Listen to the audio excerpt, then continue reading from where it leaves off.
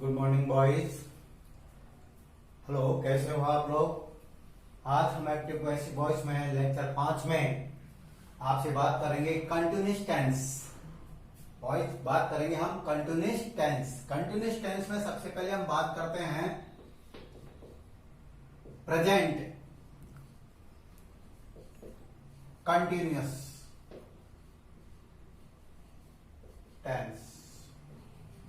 Present continuous tense की हम passive voice कैसे बनाएंगे, इसके लिए हम एक टेबल बनाते हैं। ध्यान से देखते चलें। प्रेजेंट कंटिन्यूअस टेंस का यदि वाक्य है तो पैसिव वॉइस, ध्यान दें, यहां हमने एक्टिव वॉइस लिखा है।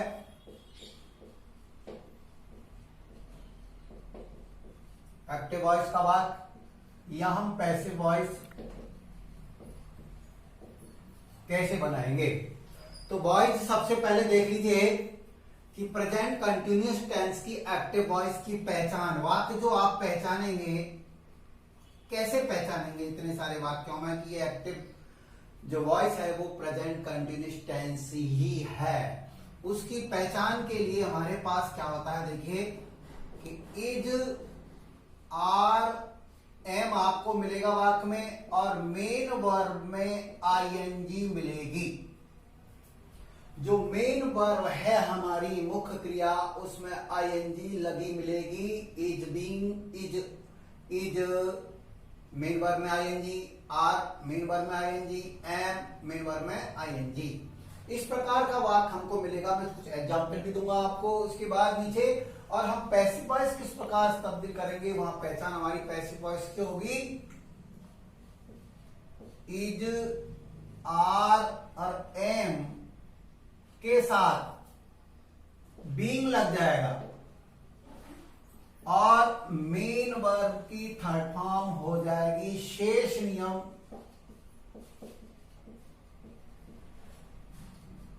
यथावत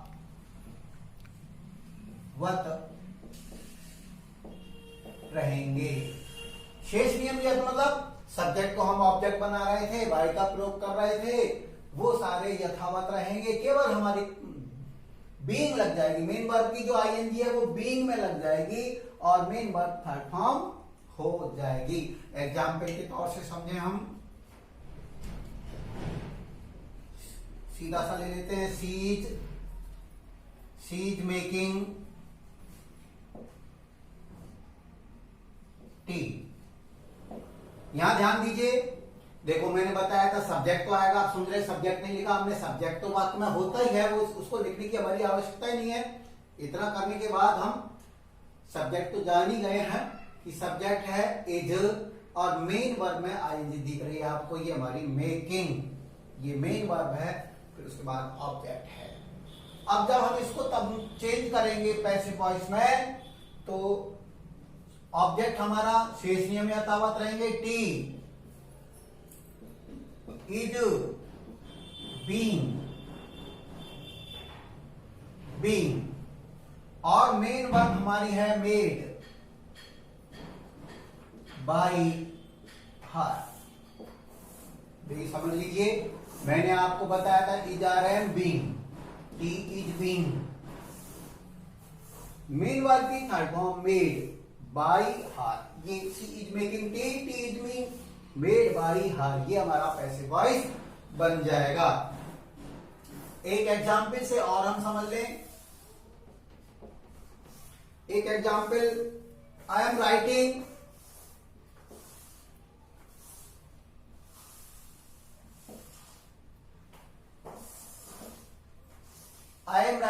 ए story. I am writing a story. I am आ रहा है, मेन वर्ब में आईएनजी लगी हुई है, ए स्टोरी। यहां ध्यान दीजिए, इसको हम पैसिव वॉइस में बदलेंगे तो a story is being written by me. Voice समझ में आया होगा। Passive voice is are am के साथ बीइंग लग जाएगी, मेन वर्ब की थर्ड फॉर्म। शेष नियम यथावत चल रहे हैं। बाय का प्रयोग हो रहा है, जो सब्जेक्ट है उसको ऑब्जेक्ट की जगह लिखा जा रहा है और जो ऑब्जेक्ट है उसको सब्जेक्ट की जगह लिखा जा रहा है। शेष नियम यथावत रहेंगे। हाँ तो भाई देखिए, एक एग्जाम्पल और ले लेते हैं, थोड़ा समझ में आएगा आपको। You are selling goods, you are selling goods. ये हमारा एक्टिव वॉइस है प्रेजेंट कंटिन्यूस का। यू आर सेलिंग गुड्स, इसको हम तब्दील करेंगे goods were being sold by you. यहां ध्यान दीजिए, यहां वर के साथ बीइंग लगी है, सेल की थर्ड फॉर्म हो गई सोल्ड बाय यू। गुड्स सामान, goods were being sold bye. भाई देख लीजिए, यहां पर मैं आपको पास्ट कंटिन्यूस बता गया। तो you are selling goods, goods are, यहां पर वर नहीं करेंगे, वो पास्ट कंटिन्यूस का आपको थोड़ा आगे बढ़ा गया। Goods are being sold by you. उतारे इसको, उतारिए। हाँ बहुत आगे देखिए, एक एग्जाम्पल और मैं आपको क्लियर कर देता हूं। You are teaching me, you are teaching me, ये हमारा कंटिन्यूस है present continuous. You are teaching me, तो यहां ध्यान दीजिए, मी हमारा ऑब्जेक्ट है, इसको सब्जेक्ट लाएंगे आई। आई के साथ एम लगाओ, बीइंग लगाओ, I am being taught, I am being taught by you. Voice समझ में आया? You are teaching me, I am being taught by you. ये हमारे पैसिव वॉइस हैं। कुछ एग्जाम्पल, हमें पहला एग्जाम्पल था she is making tea, tea is being made by her, tea is being आ रहा है, ध्यान रखिए, इज आर एम के साथ बीइंग आ रहा है यहां पर। ये प्रेजेंट कंटिन्यूस की पैसिव वॉइस है। I am writing a story is being written by me, right? You are selling goods, goods are being sold by you. You are teaching me, I am teaching, I am being taught by you, I am being taught, I am being taught by you. ठीक है boys, समझ में आया? उतारा इसको। हाँ तो boys आगे देखिए, अब हम बात करते हैं पास्ट कंटिन्यूअस टेंस की। उसके कुछ नियम देखेंगे कि वो हम पैसिव वॉइस किस प्रकार बनाएंगे। पास्ट कंटिन्यूस, ये हमने प्रेजेंट कंटिन्यूस देखा, जिसमें हमने इज आर एम के साथ बीइंग लगाई। यहां देखिए पास्ट कंटिन्यूस टेंस देख लीजिए। पास्ट कंटिन्यूस टेंस की एक्टिव वॉइस और पैसिव वॉइस, वही हमने एक ग्राफ खींचा हुआ है, वही हम पहचान करेंगे कि हमें एक्टिव वॉइस की भी पहचान होनी चाहिए। यहां ध्यान देंगे, सब्जेक्ट तो हमारे पास होगा ही, उसको बताने की जरूरत नहीं है। वाज या वर, ये वाज या वर हेल्पिंग वर्ब होगी और मेन वर्ब में आईएनजी लगी मिलेगी। कंटिन्यूस टेंस में पास्ट है वाज वर और मेन वर्ब में आईएनजी।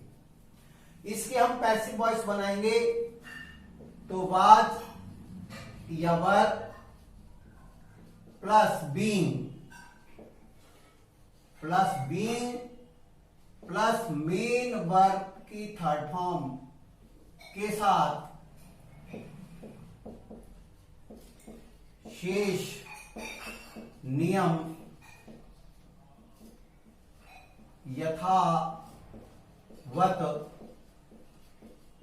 रहेंगे।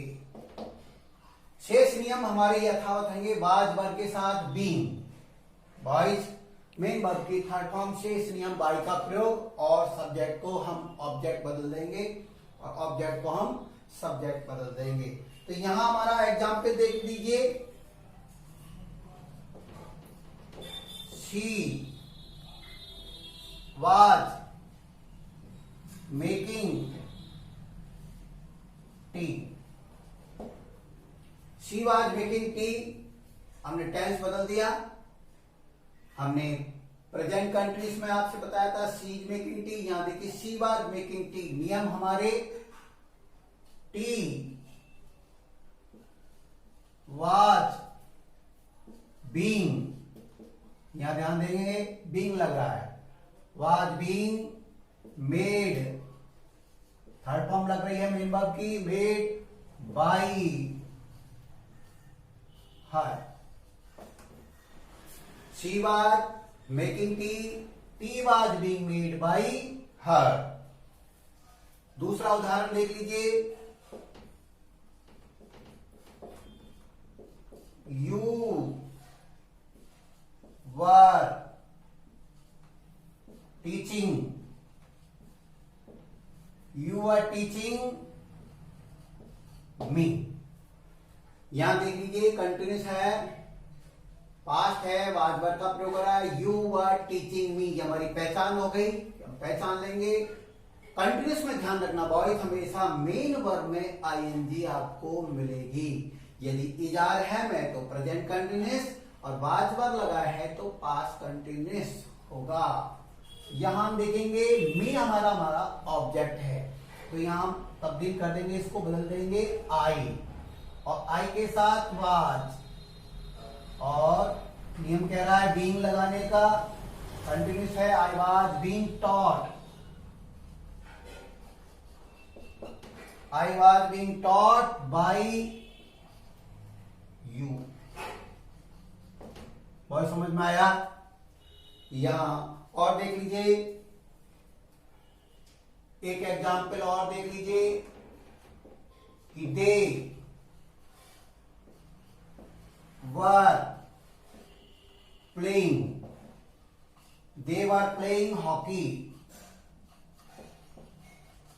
boys they were playing hockey। यहां हमारा ऑब्जेक्ट आ रहा है हॉकी, तो हम हॉकी से शुरुआत करेंगे।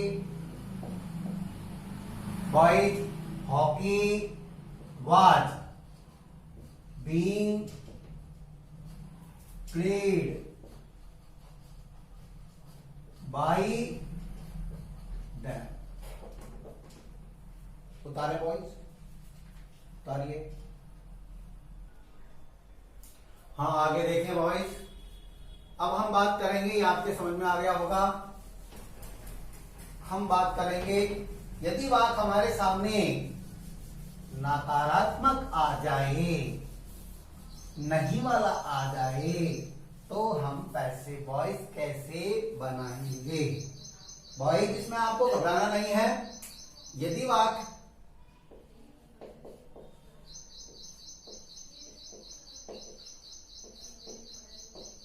नकारात्मक हो, कंटिन्यूस टेंस की बात कर रहा हूं बॉयज में, यदि वाक्य नकारात्मक हो, नेगेटिव हो, तो यहां ध्यान दें बीइंग से पहले, बॉयज बीइंग से पहले नॉट लगा देंगे। बीइंग जो आ रहा है उससे पहले हम नॉट लगा देंगे, अर्थात यहां समझें यदि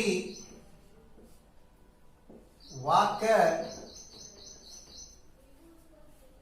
हमारा प्रेजेंट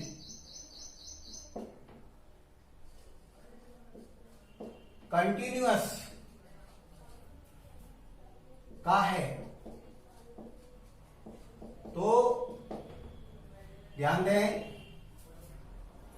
ये हमारा पैटर्न हो जाएगा। सूत्र आपको मिलेगा, रचना इस तरह से होगी, is are am plus not plus being, is are am plus not plus being plus main verb की थर्ड फॉर्म, ये हमारा हो जाएगा नंबर 1। नंबर 2, यदि वाक्य पास्ट कंटिन्यूअस का है तो जो सूत्र होगा was were plus not plus being और मेन वर्ब की थर्ड फॉर्म, ये हमारा सूत्र आएगा। ध्यान रहेगा, मैं एग्जाम्पल लूंगा आपके सामने, is are am plus not plus being main verb की थर्ड फॉर्म। यदि बात पास्ट कंटिन्यूअस में है तो घबराना नहीं बॉयज, वाज वर के साथ नॉट और बीइंग मेन वर्ब की थर्ड, यानी बीइंग से पहले मैंने समझाया, बीइंग से पहले नॉट लगेगा, वो मैंने एग्जाम्पल आपको यहां बता दिया। एग्जाम्पल के तौर से देख लीजिए boys, she is not making T, ये हम चल रहे थे, she is making T, she is not making T, इसको हम चेंज करेंगे, पैसिव वॉइस बनाएंगे, तो T is not being made by her, tea is not being made by her. एक एग्जाम्पल हम कंटिन्यूस का ले लेते हैं पास्ट का, कि you are teaching, you are not teaching, यहां हम कंटिन्यूस नेगेटिव ले रहे हैं, you are not teaching me, boys you were not teaching me, ये नेगेटिव आ गया है, वाक्य पास्ट का है, तो यहां हम कर देंगे I was not being taught by you, I was not being taught by।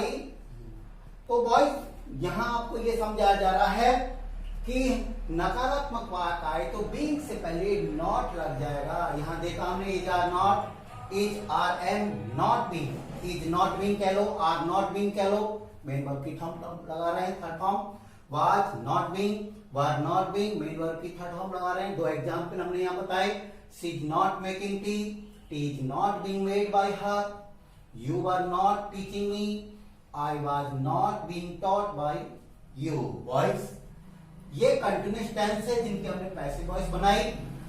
आपको कैसे लगे, लाइक करें, शेयर करें और कमेंट्स करके बताएं किस प्रकार आपको ये समझ में आ रहा है। जय हिंद, जय भारत।